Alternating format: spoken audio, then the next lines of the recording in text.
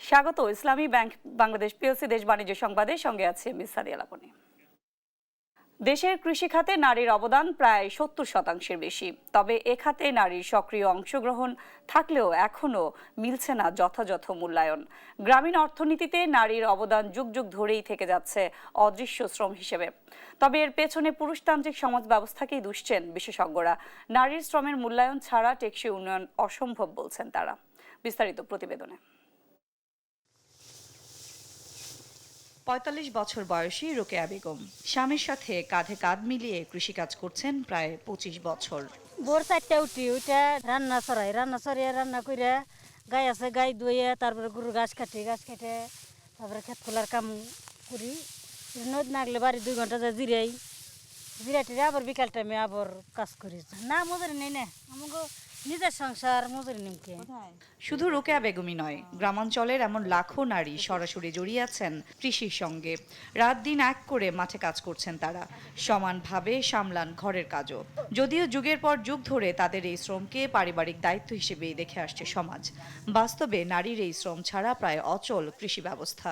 কাজ করলে তো কষ্ট লাগবেই, শস্য হটাইছে এগুলা বাইরে, তারপর আবার এদিকে আসে এগুলা কাটা লাগবো, কষ্ট হয়। এখন গরিব মানুষ সব করে খাওয়ান লাগবো।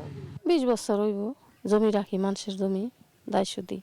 আর এই যে ঘরের কাজ আর কে করবো, আমি করি। নারীর কৃষি শ্রম অদৃশ্য থাকার পেছনে সামাজিক দৃষ্টিভঙ্গি, পুরুষতান্ত্রিক কাঠামোকেই দায়ী করলেন বিশেষজ্ঞরা। নারীর শ্রমের যথাযথ মূল্যায়ন ছাড়া টেকসই উন্নয়ন সম্ভব নয় বলছেন তারা। বীজ রোপণ থেকে ফসল তোলা পর্যন্ত সব ধরনের কাজের সাথে কিন্তু তারা যুক্ত থাকেন। কিন্তু দেখা যাচ্ছে যে যেহেতু তাদেরকে কৃষক হিসেবে তারা সেই স্বীকৃতির জায়গাটি তাদের নেই, যার ফলে তারা কিন্তু কৃষক কার্ড পান না এবং সরকার থেকে যেই প্রণোদনাগুলো দেওয়া হয় সেই ধরনের প্রণোদনার থেকে নারীরা বঞ্চিত হন। দেখা যায় যে ভূমির মালিকানার ক্ষেত্রে মাত্র 4% নারীরা তাদের ভূমির মালিকানা রয়েছে এবং এটা কিন্তু প্রান্তিক অঞ্চলের নারী, তাদের কিন্তু ভূমির মালিকানাও নেই। যার ফলে অনেক ক্ষেত্রেই তারা কিন্তু নিজের প্রপার্টি সেটা মর্গেজ রেখে যে তারা লোন দিবেন সেই সুবিধাটিও কিন্তু তারা পান না। শুধু কৃষিকাজ নয়, গ্রামীণ অর্থনীতির প্রতিটি খাতে পুরুষের পাশাপাশি সমানভাবে অবদান রাখছে নারীরা। বিয়ে হয়েছে তো 7 বছর, এই 7 বছর ধরে করতেছে সংসার কাজ। আমিও করে, আমার শাশুড়িও করে। 20টা না 30টা এরকম। আমরা এটি করে খাই, বুঝেন। আমার চোখের জমি টমি কম, দায় সুদি কটে রাখি, বাসে চাষ করে খাই। এই সপ্তাহে হাটে দেই, হাটেতে টাকা পয়সা আনি, বাস টাস কিনা করি, সাপার হাটে দেই, চাইল ডাইল এগুলি থেমে কাজ কাম করে আর কি খাই। নারী দিবস কেবল একটি দিন নয়, মর্যাদাবোধের প্রতীক। মাঠে ফসল ফলানো থেকে শুরু করে গ্রামীণ অর্থনীতির শক্ত ভিত্তি গড়ে উঠেছে নারীর হাত ধরেই। তবু আজও প্রাপ্য সম্মানটুকু মেলেনি নারীর। তাই প্রতি বছর ঘুরে নারী দিবস এলেই প্রশ্ন থেকে যায়, কবে মুক্তি মিলবে নারীর, পাবে মর্যাদাবোধের প্রাপ্য সম্মান। সাদিয়া লাবনী, দেশ টিভি, মানিকগঞ্জ। স্বামী সন্তান হারিয়ে 20 বছর ধরে সংগ্রাম করছেন রাজধানীর কামরাঙ্গীচরের ফিরোজা বেগম। জীবিকার তাগিদে হাতে তুলে নিয়েছেন রিকশা। পুরুষতান্ত্রিক সমাজের চোখ রাঙানি উপেক্ষা করে ঢাকার ব্যস্ত রাস্তায় চষে বেড়াচ্ছেন এই নারী, হাল ধরেছেন সংসারের। এমনই সংগ্রামী নারীর গল্প মাকদুরা মিতির রিপোর্টে। রাজধানী ঢাকার যান্ত্রিক ব্যস্ততা শুরু হওয়ার আগেই জেগে ওঠেন ফিরোজা বেগম। যেখানে জীবন মানেই প্রতি মুহূর্তে সংগ্রাম, সেখানে গত 20 বছর ধরে একাই লড়ছেন এই নারী। স্বামী নেই, হারিয়েছেন আদরের ছেলেকেও। নিঃস্ব হলেও হার মানেননি ফিরোজা বেগম। কারো কাছে হাত না পেতে জীবিকার তাগিদে হাতে তুলে নিয়েছেন রিকশা। ঢাকার নির্মম রাজপথে যেখানে সামান্য ধাক্কা লাগলেই চালকের কলার চেপে ধরতে দ্বিধা করেন না কেউ, সেখানে শত শত পুরুষের ভিড়ে চাকা ঘুরিয়ে চলছেন এই নারী। কাম করি খাই, যা হয় আল্লাহ যা জোড়ায় তাই আমি খাই, কিন্তু আমি কারো কাছে কোনোদিন 2 টাকা হাত পাতি নেই। জীবনের লগে যুদ্ধ করে রাস্তায় নামছি। আমার গাড়ির ভাড়া 500 টাকা দিতে হয়। ওই 500 টাকা দিয়া 400-500 টাকা যা হয়ে থাকে আমি ওইয়া দিয়াই চলি। নারী রিকশা চালক, তকমাটি তাকে যেমন শক্তি দেয় তেমনি বিধিয়ে দেয় সমাজের কিছু তীক্ষ্ণ কটু কথাও। পুরুষতান্ত্রিক সমাজের চোখ রাঙানি কিংবা রাস্তার বিশৃঙ্খলা কোনো বাধাই দমাতে পারেনি ফিরোজা বেগমকে।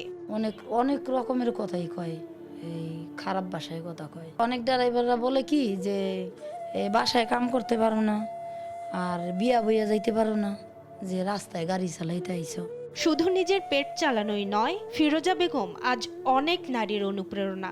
রাস্তায় নামলে অনেক নারী যাত্রী তাকে দেখে সাহস পান, স্বস্তি বোধ করেন।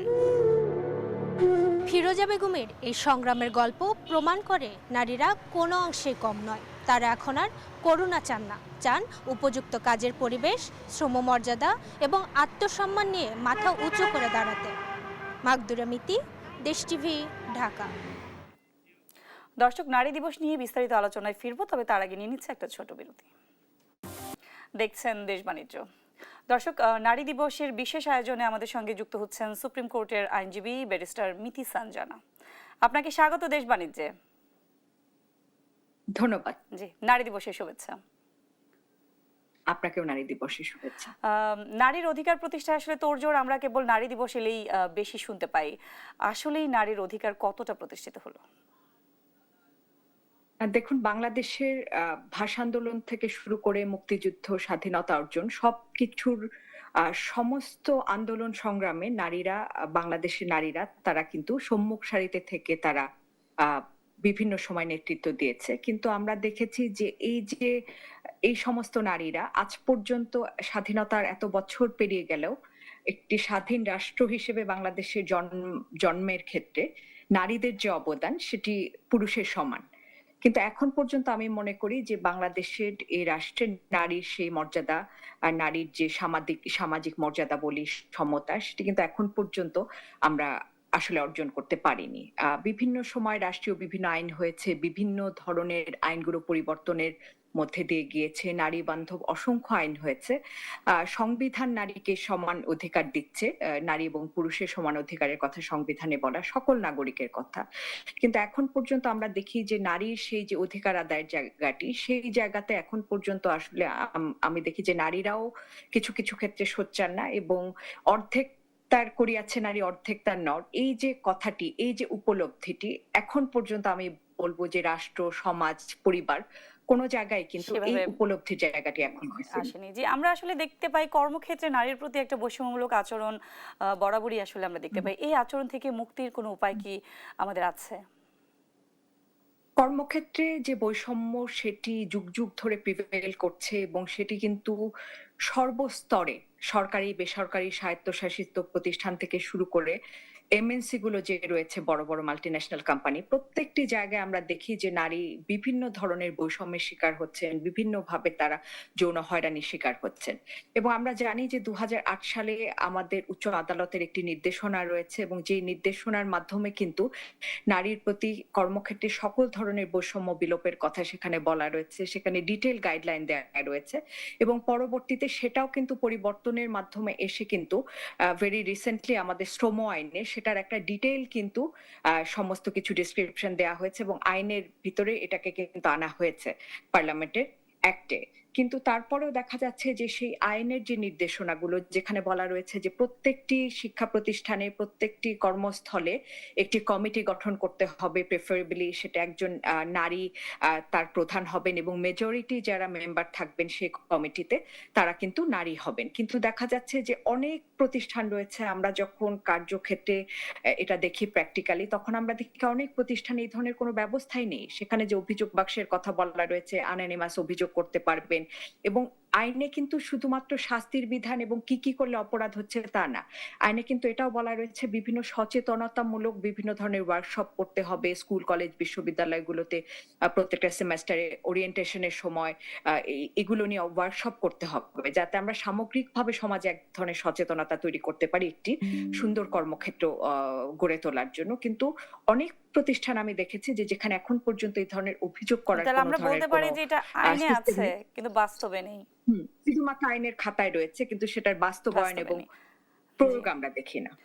দেশের কৃষি খাতে কিন্তু অর্ধেকের বেশি নারী, কিন্তু কৃষক হিসেবে তাদের স্বীকৃতি সেভাবে কিন্তু মিলছে না। আসলে নারী কৃষকদের উন্নয়নে কি ধরনের পদক্ষেপ নেওয়া যায়?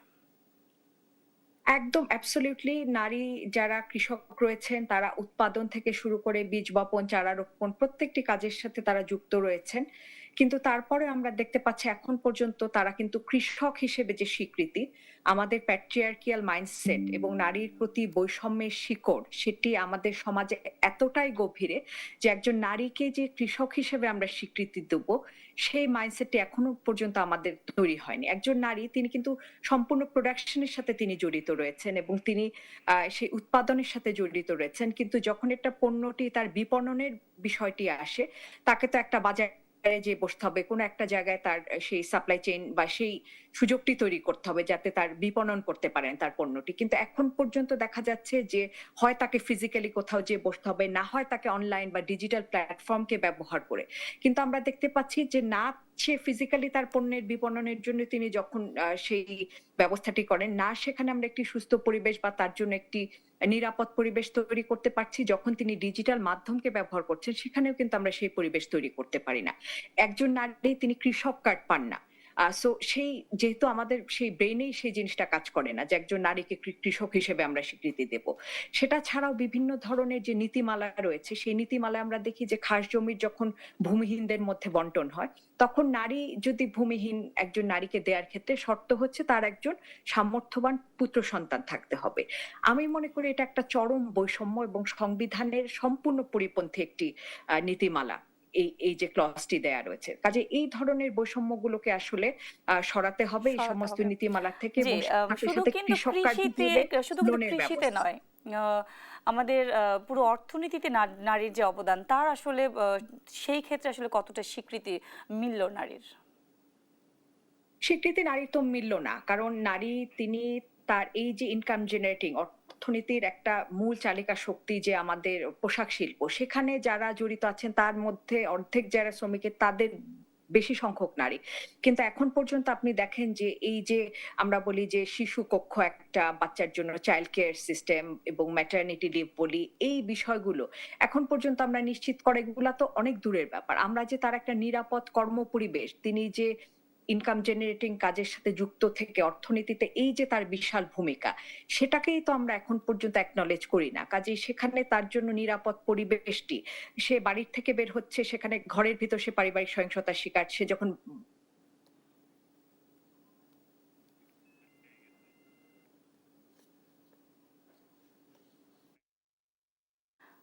দর্শক, নারী দিবসে বিশেষ আলোচনায় আমাদের সঙ্গে যুক্ত ছিলেন সুপ্রিম কোর্টের আইনজীবী ব্যারিস্টার মিতি সানজানা। মধ্যপ্রাচ্যে যুদ্ধ ছড়িয়ে পড়ায় বাংলাদেশে তেল গ্যাস আমদানি নিয়ে অনিশ্চয়তা তৈরি হয়েছে। ঠিক এমন সময়ে তেল গ্যাস নিয়ে চট্টগ্রাম বন্দরে আসছে 10টি জাহাজ। হরমুজ প্রণালী বন্ধের আগে পারস্য উপসাগরের দেশসহ বিশ্বের বিভিন্ন দেশ থেকে এসব জাহাজ চট্টগ্রামে পৌঁছতে শুরু করেছে। চট্টগ্রাম বন্দরে পৌঁছানো এবং পথে থাকা এসব জাহাজের মধ্যে 4টিতে তরলীকৃত প্রাকৃতিক গ্যাস এলএনজি এবং 2টিতে তরলীকৃত পেট্রোলিয়াম গ্যাস এলপিজি রয়েছে। এছাড়া ডিজেল সহ বিভিন্ন ধরনের জ্বালানি পণ্য নিয়ে পৌঁছেছে আরও 4টি জাহাজ। সব মিলিয়ে এই 10টি জাহাজে 4.25 লাখ টন তেল গ্যাস রয়েছে। চট্টগ্রাম বন্দরের তথ্য অনুযায়ী কাতার থেকে 1,26,000 টন এলএনজি নিয়ে আল জোর ও আল জাসাসিয়া নামে 2টি জাহাজ ইতিমধ্যে চট্টগ্রাম বন্দরে পৌঁছেছে।